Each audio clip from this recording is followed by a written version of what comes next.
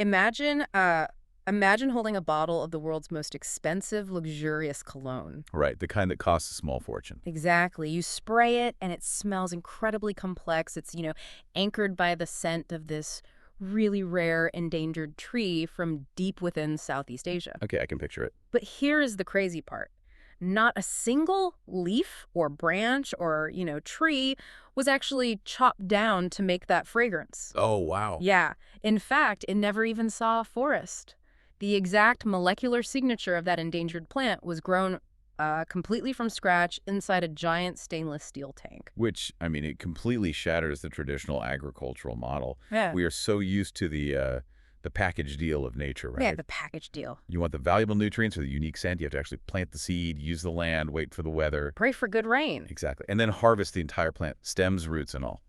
And then you have to deal with all the waste. But biotechnology is flipping that ancient farming model completely on its head. So, welcome to this deep dive.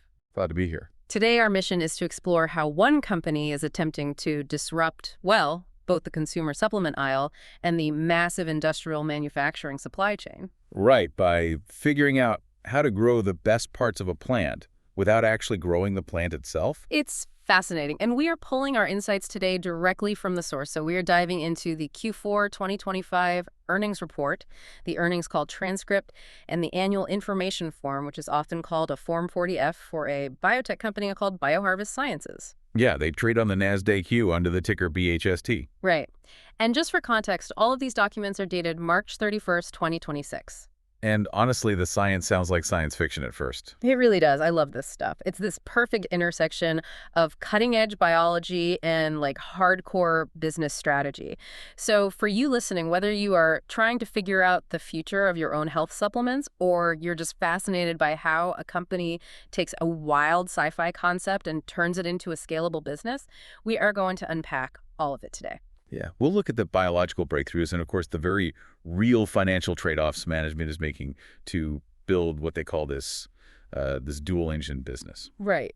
But to understand the financial gamble, I think we really have to start with the engine that powers the entire operation, don't we? Absolutely. It all comes down to their proprietary core technology. Okay, let's unpack this. Because before we can even look at earnings per share or, marketing budgets, we first have to understand the underlying science that makes any of this possible. Right, which they call botanical synthesis. Botanical synthesis, yeah. And the best way I can think to describe it to you is think of it like brewing beer. That is actually a highly accurate visualization, yeah. Right. You picture these massive, towering stainless steel tanks. But instead of throwing in yeast and sugar to ferment alcohol, BioHarvest is using industrial-scale bioreactors to coax plant cells into multiplying. But the kicker is, they are only multiplying the specific, most beneficial microscopic parts of a plant. Exactly. They completely bypass the sugar, the calories, and, well, the need for traditional soil farming altogether. What's fascinating here is the sheer efficiency of this mechanism. According to the clinical specifics in our sources, this is a completely non-GMO process. Okay, so no genetic modification at all. None. They only need the original plant one time to isolate the specific cells they want. From there, they place those cells into a liquid nutrient broth inside the bioreactor. Sounds cozy. Right. But they don't just let them sit there. They actively optimize the environmental conditions to basically mirror nature at a massive scale. Wait, what's that actually mean? Mirroring nature in a giant metal tube. Yeah, so they use a process called elicitation. In nature, a plant produces antioxidants and polyphenols as a defense mechanism when it gets stressed. Stressed like a harsh winter or something. Exactly, a harsh winter or sudden drought. Yeah. BioHarvest mimics these stressors inside the bioreactor by tweaking the light, the oxygen, or the nutrients. Oh, I see. So the cells essentially panic. They go into overdrive, pumping out massive amounts of the protective chemicals we want. Oh. The result is a product with significantly higher concentrations of active ingredients than you would, ever find in a naturally grown plant. That makes total sense. Take their work with red grapes, for example. A perfect case study. Right. They focus on producing a specific compound called piceid resveratrol from red grapes.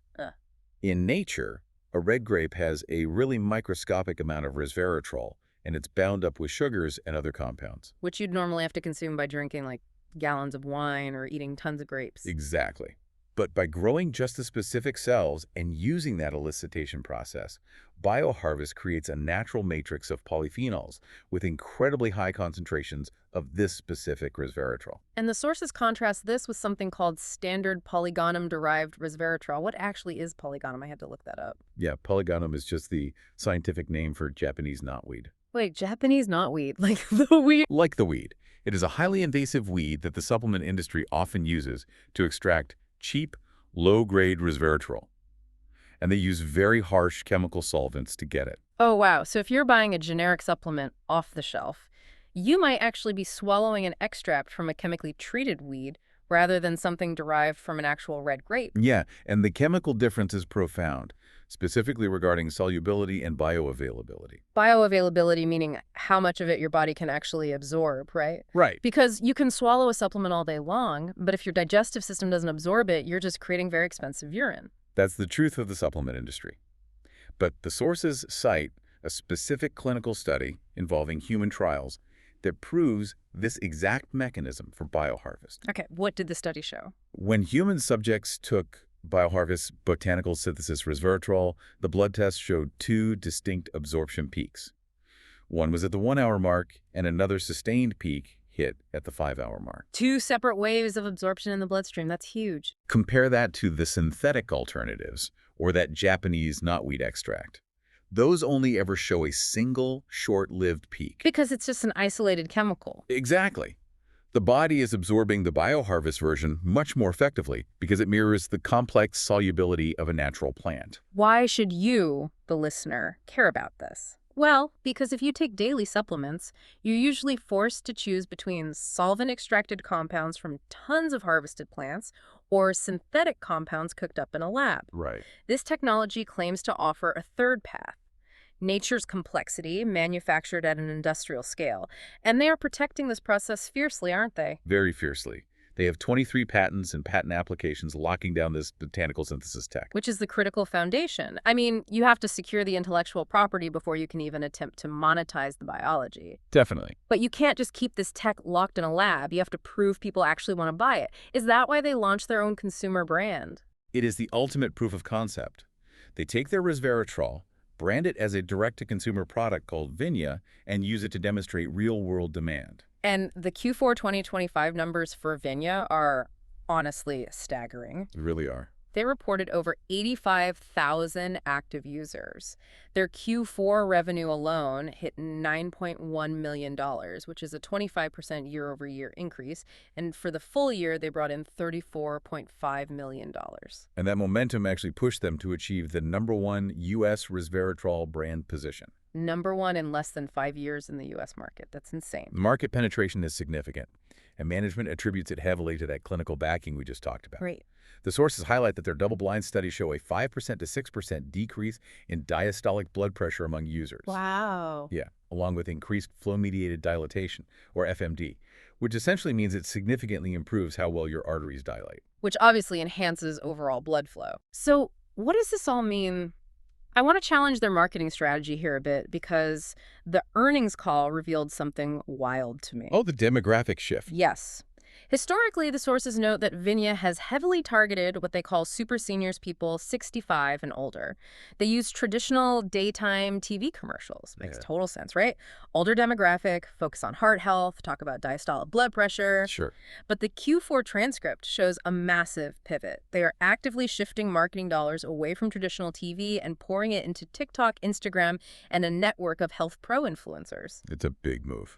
Hold on, they walked away from the exact demographic that traditionally buys heart medication. That seems like a massive risk to take right before an earnings call. The whiplash is understandable for sure, but it's a very calculated expansion. Yeah. They partnered with 250 of these health professionals who are now driving over 10% of their new customer revenue. They aren't abandoning the seniors.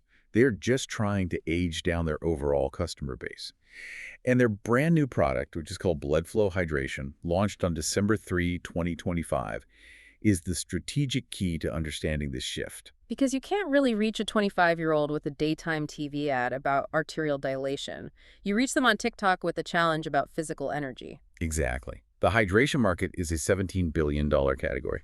But BioHarvest's science pitch for their product is simple and frankly, quite brilliant. What's the pitch? They are telling consumers just taking electrolytes and drinking water is not enough. Right, because if you don't have good circulation, those electrolytes just kind of sit there. Basically, yeah. They emphasize that the human body has 60,000 miles of arteries, veins, and capillaries. If you are drinking a sports drink after a workout right now, you need optimal blood flow to transport those electrolytes to your trillions of cells. That makes a lot of sense. So they combine their Vinia red grape powder, which we know dilates the arteries, with natural electrolytes to create a superior delivery system. Ah, so the hydration product is the bridge to the younger demographic. It is the ace in their hand, as the CEO described it. Hmm? It allows them to reach two new segments: the super seekers, who are 35 to 65 years old and focused on longevity, and the super actives, who are 20 to 35 years old and looking for performance-based hydration. And is it working? The early traction is very strong. In just its first 16 weeks, it was earning 4.8 and 4.9 out of 5 ratings online and quickly grew to make up 15% of their new customer revenue. And they literally launched a 30-day challenge with those health pros that got 1,300 signups right out of the gate. Incredible engagement. So the playbook becomes clear. Use the D2C brand Vinya to generate cash flow, prove the science works outside the lab, and build a massive, loyal customer base. It proves the efficacy and the scalability. But here's where it gets really interesting, because once you successfully scale and monetize one molecule, like the red grape resveratrol, the logical next step for exponential growth isn't just to make, like, a third flavor of hydration powder. No, it's bigger than that. It's to open your proprietary platform up to the rest of the world. The transition from a consumer product company to a foundational platform company. Exactly like what Amazon did. Oh, good analogy. Think about it. Amazon started by selling books. Why? Just to prove their underlying e-commerce and logistics infrastructure actually worked. Right. Once they proved it, they realized the real money wasn't in selling books. It was in renting out their server infrastructure to everyone else via Amazon Web Services, or AWS. BioHarvest is essentially trying to build the AWS of plant biology with their new Contract Development and Manufacturing Organization, or CDMO, unit. The AWS analogy holds up incredibly well when you look at the financials of this new unit. Let's hear the numbers. The sources provide a very clear breakdown of how the CDMO pipeline operates. For a third-party company to partner with BioHarvest to develop a custom molecule, the program costs between $2 million and $3 million per project. Wow, okay. And it spans an 18 to 27-month timeline. This process is divided into 3 stages, starting with the creation of a stable cell bank from the source plant. And this brings us back to that cologne analogy from the beginning of the show, because they just announced a massive breakthrough here. They did. The earnings report details the completion of stage 1 for a prominent UAE-based investment group. Okay. The goal was to create a stable cell culture for a rare, endangered plant used in the $12 billion premium fragrance market. The expensive stuff. Very. This specific scent material is incredibly valuable. Premium grades sell for tens of thousands of dollars per kilogram. Why is it so expensive? Primarily because it only grows in specific regions of Southeast Asia and is suffering from severe overharvesting. And they pulled it off. They replicated it. BioHarvest successfully achieved what they believe is the first ever stable cell culture for this plant. They were able to replicate highly complex molecules, specifically sesquiterpenes and chromones, which were previously considered, virtually impossible to reproduce sustainably. Whoa, stop right there, Sesqui. For those of us who aren't organic chemists, what actually are those? Fair question. Sesquiterpenes and chromones are simply the massive, incredibly complex chemical structures that give premium fragrances their unique, lasting scent profiles. Okay. They are the molecular heavyweights of the perfume world. Replicating them without the actual tree is a monumental biochemical feat. So they perfectly match the molecular profile of this endangered plant without having to chop down a single tree. That is wild. It is. This raises an important question, though, about their entire business model. Because they aren't just acting as a traditional manufacturer for hire here. Right. The CEO explicitly states they are evolving into a PDMO, a partner development and manufacturing organization. The P makes a big difference. Partner instead of contract. It changes the entire revenue trajectory. Under the agreement for this fragrance compound, BioHarvest retains a 20% ownership stake in the newly developed compositions. Oh. Yeah. They aren't just collecting a $3 million fee for service, they are participating directly in the downstream value creation and securing long-term royalties. They get paid to do the R&D, and then they keep a piece of the pie forever. That is a brilliant pivot. It's very smart. And they have 4 active programs right now, don't they? They do. Let's see, they're working with Tate and Lyle, a major player in natural sweeteners. They have a deal with Saffron Tech to develop saffron-derived compounds, which, by the way, is notoriously one of the most expensive and labor-intensive spices in the world to farm. Absolutely. And they have a program with an unnamed pharmaceutical company that has already completed stage 1. The breadth of industries is what makes the platform model so powerful. Food, fragrance, spice, pharma. It's agnostic to the end product. It just works. Right. And to further expand those capabilities, they recently announced a major milestone regarding exosomes. Okay, I have to admit, that term threw me a bit when I was reading the sources. What is an exosome? Think of exosomes as microscopic delivery trucks that plant cells naturally secrete. Okay, delivery trucks. They are nano-sized extracellular vesicles. Because of their incredibly tiny size and unique structure, they can penetrate human cells much more effectively, Yeah. which significantly enhances the absorption of active compounds. Oh, interesting. BioHarvest succeeded in producing plant-derived exosomes in their large-scale bioreactors. Specifically, they produced exosomes containing a polyphenol called viniferin, which is highly sought after for its anti-aging properties. So they aren't just making the active ingredients, they are actually manufacturing the biological delivery trucks to get those ingredients deeper into our bodies. Exactly. This opens up entirely new capabilities for topical cosmetics and advanced therapeutics. Okay, so they have the D2C cash cow with Vinya, they have the AWS-style platform scaling up, and they're mastering exosome delivery systems. It all sounds fantastic on paper. Right. But building the AWS of plant biology requires massive physical infrastructure. And that brings us to the financial reality of the Q4 report.